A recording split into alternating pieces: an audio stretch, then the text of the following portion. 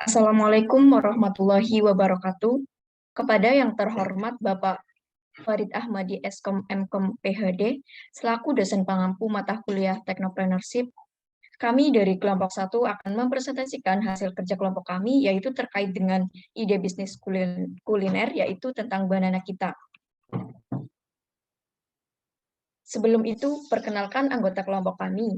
Yang pertama ada saya sendiri, Nafa Andia, dengan NIM 14014211157. Kemudian ada Wulan Asriani dengan NIM 140142158. Yang ketiga ada Revi Mariska Nugraini dengan NIM 14014211165. Dan yang keempat ada Cahya Kartika Adi Pradana dengan NIM 14014211175. Kemudian yang terakhir ada Indah Lutfia Khairunisa dengan NIM 14014211183. Nah, pada kesempatan kali ini kelompok kita akan membahas terkait dengan ide bisnis kita, yaitu tentang banana kita. Untuk struktur idenya sendiri yaitu terkait dengan ringkasan eksekutif, latar belakang perusahaan, analisis pasar dan pemasaran, analisis produksi, analisis sumber daya manusia, rencana pengembangan usaha, analisis keuangan, serta analisis dampak dan resiko usaha. Untuk ringkasan eksekutif, yaitu tentang bisnis kita, banana kita. Yang pertama ada kuliner banana kita, yaitu produk. Nilai penjualan per tahun saat ini belum ada, karena kami di sini baru akan mengembangkan bisnis dan belum memulainya, sehingga nilai penjualan per tahun saat ini belum ada. Kemudian ada nilai kekayaan perusahaan terakhir, karena bisnis kita baru akan dimulai, maka nilai kekayaan pun belum ada. Kemudian untuk prospek pengembangan usaha itu sendiri, kami memanfaatkan media sosial dan menginovasi banana kita itu dengan variasi topping. Kemudian ada rencana pengembangan usaha, yaitu memasarkan melalui media sosial dan marketplace. Kemudian proyeksi atau target nilai penjualan, yaitu masyarakat dan targetnya itu sekitar 10 juta. Kemudian untuk kebutuhan dana dari pengembangan bisnis atau pemulaan bisnis yaitu sekitar 20 juta. Dan rencana penggunaan dana tersebut akan kita realisasikan untuk mendirikan stand, untuk membeli bahan, alat, karyawan, dan lain-lain. Kemudian untuk jangka waktu pengembalian yaitu sekitar 2 tahun, dan agunan itu belum ada. Next. Baik, untuk selanjutnya tentang data perusahaan akan dijelaskan oleh Revi. Kepada Revi, saya persilahkan. Baik, terima kasih Nafa. Di sini saya akan menjelaskan tentang data perusahaan banana kita. Untuk nama perusahaan yaitu Banana Kita. Banana Kita ini bergerak di bidang usaha kuliner. Untuk jenis yang ditawarkan yaitu produk dengan alamat perusahaan di Jalan Raya Beringin nomor 15, Wonosari, Kecamatan Ngalian, Kota Semarang, Jawa Tengah. Untuk kontak yang bisa dihubungi yaitu 085 601 748 231. Alamat email bananakita@gmail.com.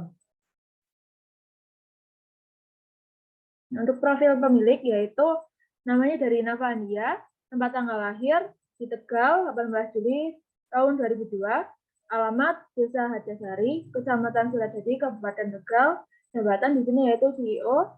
Untuk alamat emailnya nafaandia@gmail.com.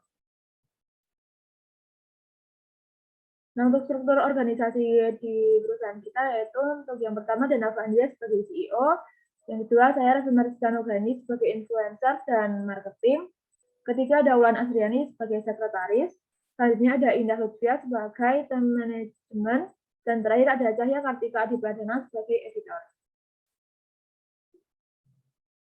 Untuk analisis pasar dan pemasaran, produk atau jasa yang dihasilkan yaitu produk yang kami buat itu berupa pisang coklat dengan inovasi berbagai topping di atasnya dan kemasan yang menarik.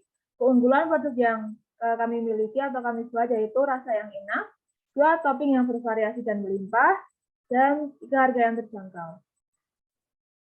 Materi selanjutnya akan disampaikan oleh rekan saya. Terima kasih. Baik, terima kasih Revi atas pemaparan materinya. Kemudian untuk yang selanjutnya akan dijelaskan oleh Adi. Kepada Adi saya persilahkan. Baik, terima kasih moderator atas kesempatannya. Selanjutnya mengenai kegiatan pemasaran yang sudah kami lakukan, yaitu yang pertama ada personal selling. Di mana personal selling sendiri kita menggunakan pemasaran secara langsung, baik dari mulut ke mulut maupun lewat sosial media. Yang kedua ada pameran. Untuk pameran sendiri, kita mengikuti berbagai event kuliner maupun yang lainnya untuk memperkenalkan dan memamerkan produk kita agar lebih dikenal oleh masyarakat. Yang ketiga yaitu ada iklan. Kita menggunakan iklan atau advertising. Kita menggunakan media promosi dari akun-akun yang mengadakan promosi lewat fitur Instagram atau TikTok, WhatsApp, Facebook, dan lain sebagainya, serta membuat promosi melalui influencer yang sudah memiliki pengikut media sosial yang lebih. Lalu kita menggunakan brosur. Brosur sendiri kita menggunakan brosur yang disebarluaskan baik secara online lewat sosial media maupun secara offline yang ditempelkan di berbagai tempat. Next slide. Baik, pada target dan tren perkembangan pasar, yang pertama target pasar. Target pasar yang kita tuju adalah semua kalangan usia, karena produk yang kita jual merupakan cemilan yang dapat dinikmati oleh semua kalangan. Contohnya saja anak-anak, anak sekolah, mahasiswa, ibu rumah tangga, karyawan, ojek, dan lain sebagainya. Lalu untuk tren perkembangan pasar, perkiraan jumlah dan nilai rata-rata permintaan produk per tahunnya kurang lebih 3.600 produk per tahun. Next slide. Lalu untuk proyeksi penjualan sendiri, jika per hari produk terjual sebanyak 10 box, maka per bulan produk akan terjual sebanyak 300 box. Dapat dikalikan selama 1 tahun memperoleh 3.600 box. Jika per box seharga Rp5.000, maka kita kalikan dengan 3.600 akan menjadi 18 juta rupiah.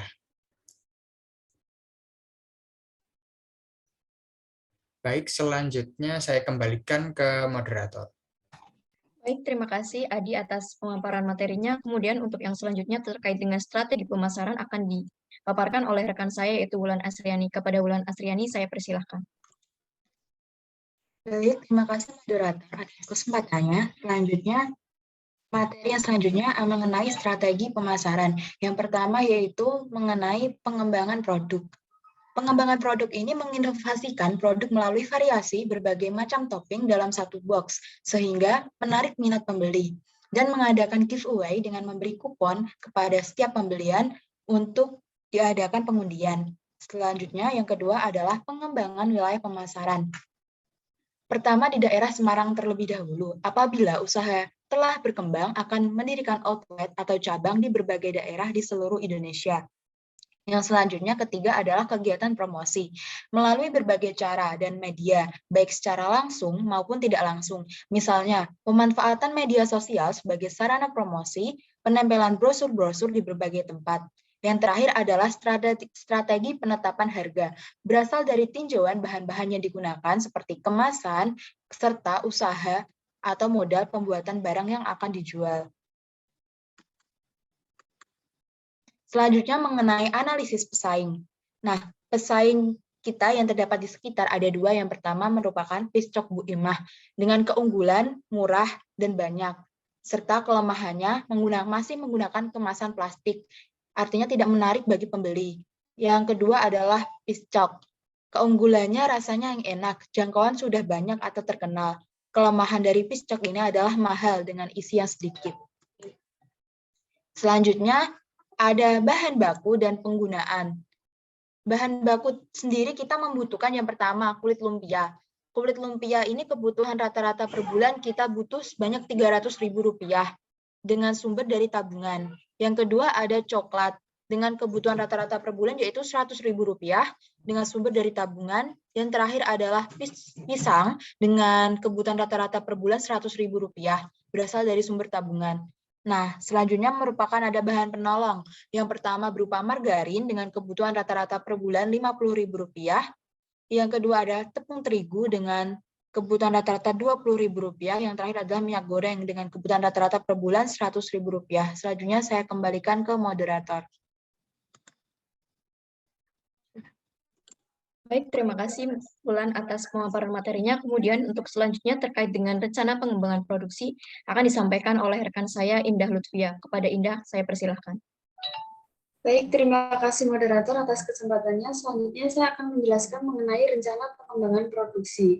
Strategi dan tahap-tahap rencana pengembangan produksi. Yang pertama, membuat konten yang menarik sehingga calon pembeli memiliki rasa penasaran yang tinggi untuk mencoba produk kami. Kemudian yang kedua, mengembangkan varian rasa produk yang ditawarkan kepada pembeli. Yang ketiga, mengembangkan kemasan produk seperti menggunakan cup yang berwarna atau bergambar yang menarik minat pembeli, terutama anak-anak. Next slide.